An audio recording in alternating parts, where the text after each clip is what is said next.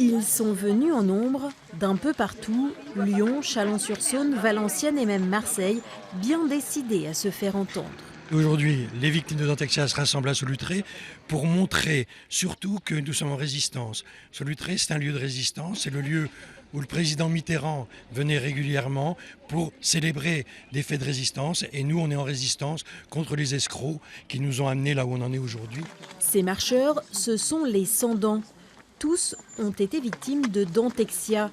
Cette association proposait des soins dentaires low cost, mais beaucoup de prestations n'ont jamais été réalisées. De nombreux patients ont perdu de grosses sommes d'argent et souffrent de douleurs au quotidien. Alors ce lundi, même si la montée est difficile pour certains, pour tous, c'est essentiel d'être présent. C'est une difficulté physique, mais elle touche pas au moral, au contraire. Le fait d'être tous ensemble, ça permet d'avancer un peu, parce qu'au niveau du moral, les problèmes de dents, c'est terrible. C'est symbolique pour se faire entendre vis-à-vis des pouvoirs, parce que c'est un scandale sanitaire de laisser des gens en profiter de notre faiblesse. Et l'intérêt, c'est que quand on est ensemble, déjà, on reprend le moral.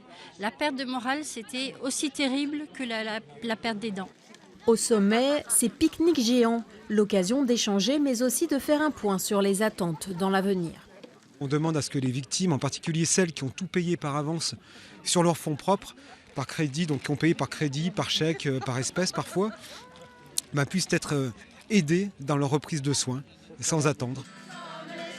Pour terminer l'après-midi, quoi de mieux qu'une chanson avec bien sûr le thème des sans-dents.